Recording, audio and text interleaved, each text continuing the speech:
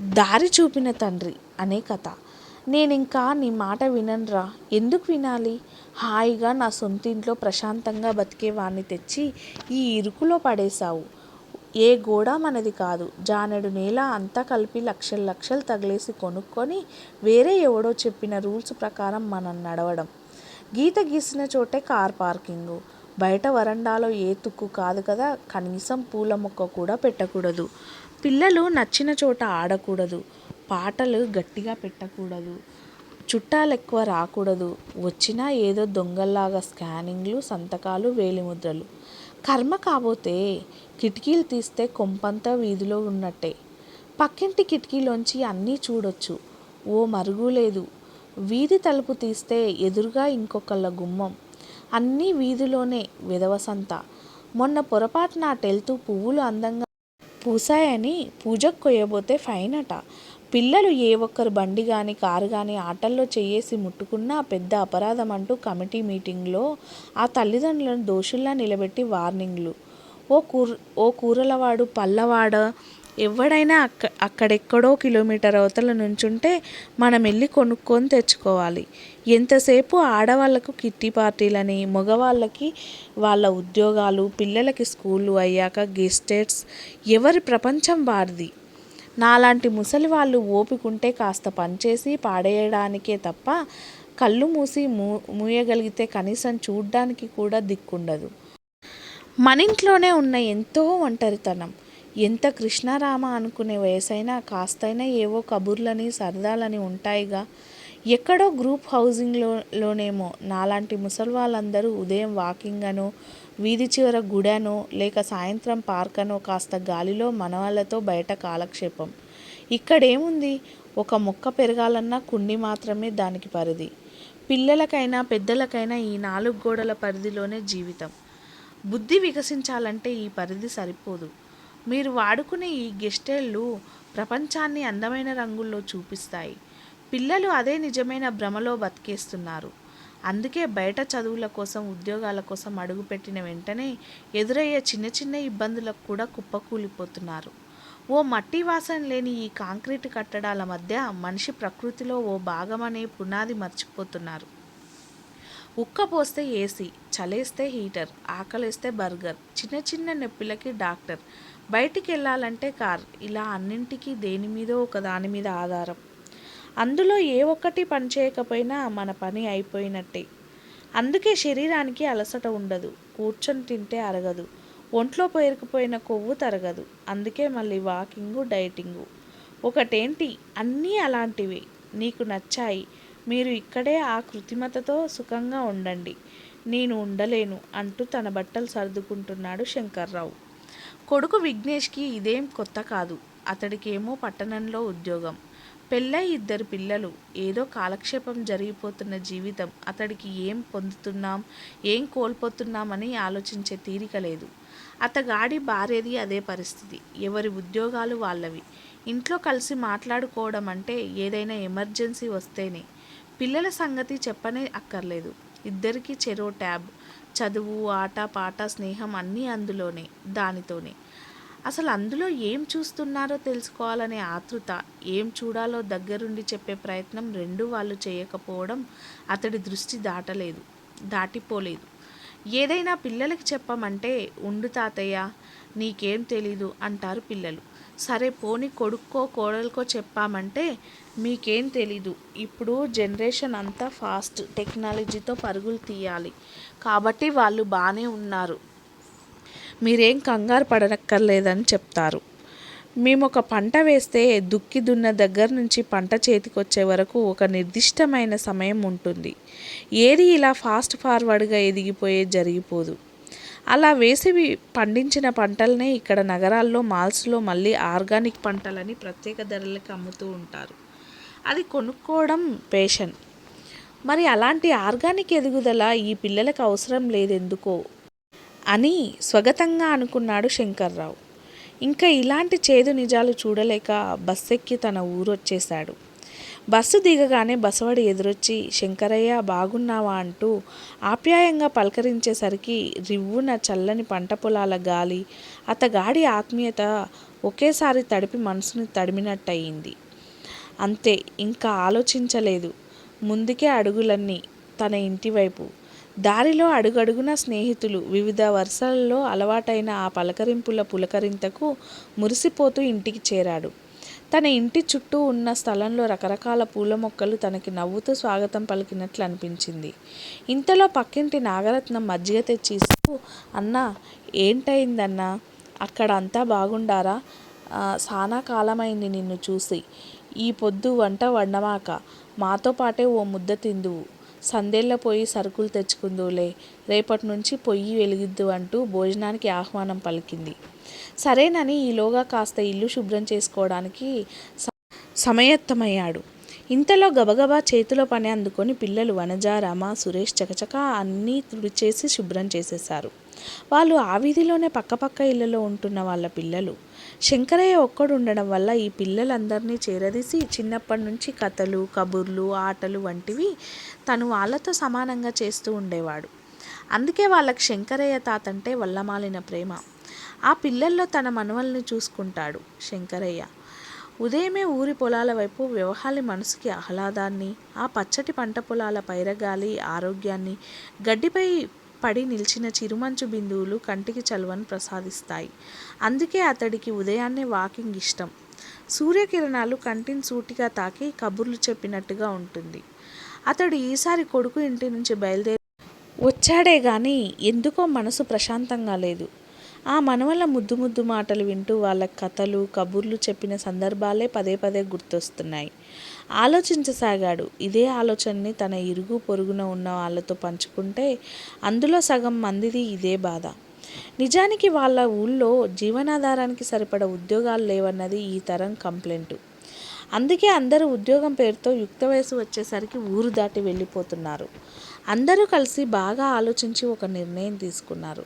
అందరూ కలిసి గ్రామాన్ని అల్ట్రా మోడ్రన్గా తయారు చేసే పనిలో పడ్డారు. చక్కటి రోడ్లు, వీధి దీపాలు, ఇళ్లలో సౌకర్యాలు, స్కూళ్ళు, హాస్పిటల్ ఇలాంటి సదుపాయాలన్నీ అక్కడ కొడుకు పరిస్థితి దారుణంగా తయారైంది. సడన్గా అతగాడు పనిచేసే సాఫ్ట్వేర్ కంపెనీ ప్రాజెక్టులు లేక నష్టాల బాట పట్టిందని ఒకేసారి దాదాపు 60% ఉద్యోగాలను విధుల నుంచి తొలగించారు. ఆ 60%లో శంకర్రావు కొడుకు కూడా ఒకడు.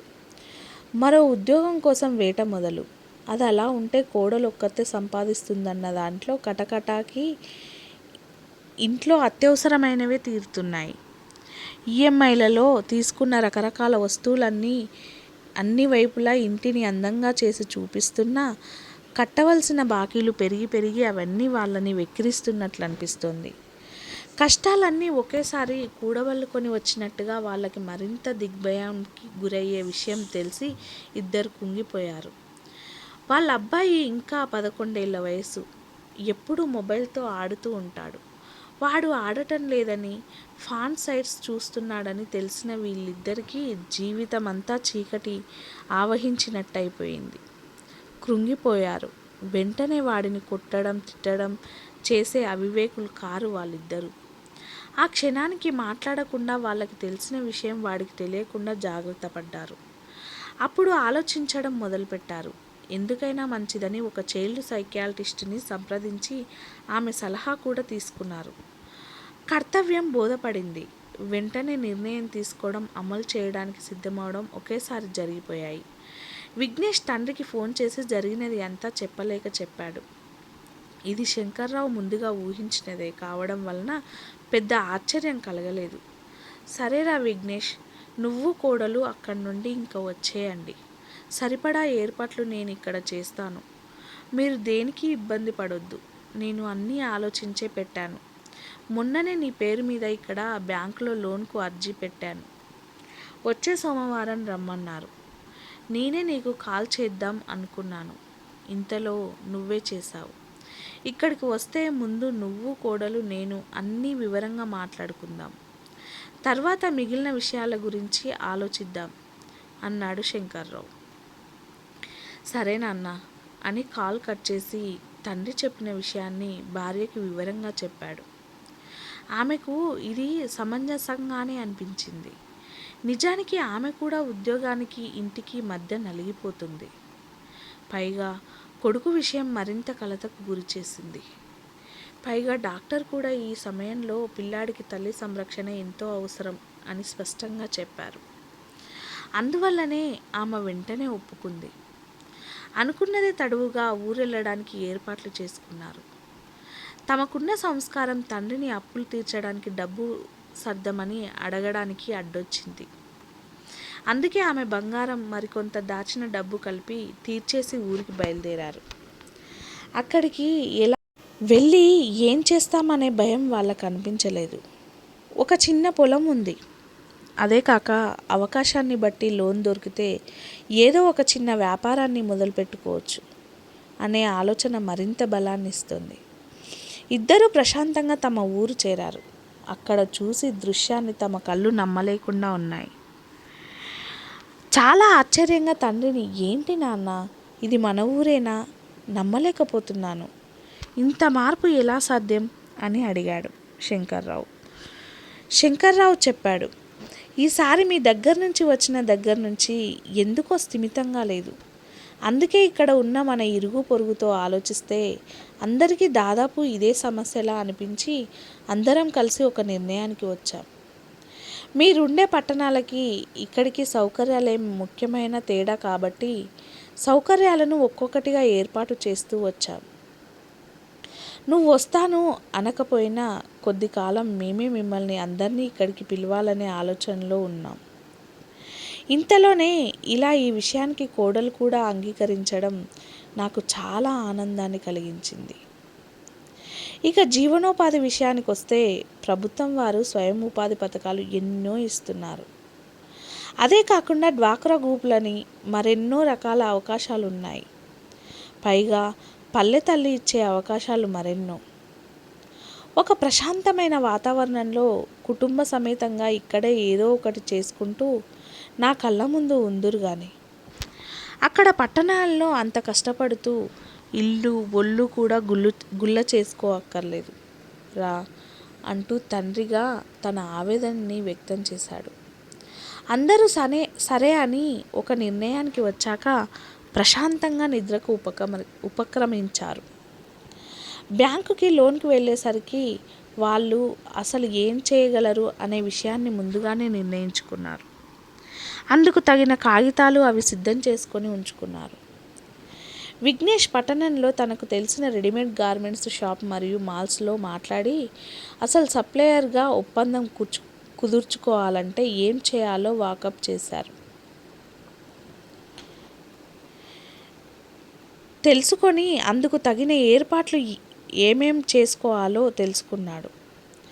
అలాగే అతడి భార్య అక్కడున్న మరికొందరు స్త్రీలు కలిసి బట్టల మిషన్లు, కుట్టు పని వచ్చిన వాళ్లకు సంబంధించిన వివరాలు సేకరించి అన్నీ సిద్ధం చేసుకున్నారు. ఇంత తయారీతో లోన్కి వెళ్ళడం బ్యాంకు వారికి కూడా వీరిపై మంచి నమ్మకం కుదిరేలా చేసింది. ఇంకా తిరిగేముంది, వెంటనే లోన్ మంజూరవ్వడం, వెంటనే పనులు మొదలవడం అన్నీ ఇట్టే జరిగిపోయాయి. శంకర్రావు తన అనుకున్న ప్రశాంతతమైన జీవితాన్ని తన కుటుంబానికి కాకుండా తన ఇరుగు పొరుగైన వారికి ఎందరికో ఇవ్వడానికి పునాది వేశాడు. తన ఒక్క ఆలోచనతో వృద్ధాప్యం అనేది ఎంతోమందికి శాపంలా కనిపించి అతి కష్టం మీద నిస్సహాయకంగా జీవితాలను గడుపుతున్న ఈ రోజుల్లో అతడు ఆనందంగా తన కుటుంబంతో గడపాలనుకొని తన అనుభవాన్ని, తన ఆలోచనలను రంగరించి తమతో పాటుగా తమ తోటి వారికి కూడా ఉపయోగపడేలా చేయడం మనకి ఆ వయసు ఉన్న విలువను చెప్పకనే చెబుతోంది. అదే విషయాన్ని వారి కంపెనీ వార్షికోత్సవంలో అతడి కొడుకు, కోడలు సభకు హాజరైన వారిని ఉద్దేశించి మాట్లాడుతూ చెప్తుంటే అతడికి ఆనందంతో కన్నులు తడి అయ్యాయి. వృద్ధాప్యం అనేది మనిషి వయస్సుతో మాత్రమే కాదు, వారి అనుభవాలు మరియు పరిణితికి సంబంధించిన విషయం కూడా. మరి మీరేమంటారు?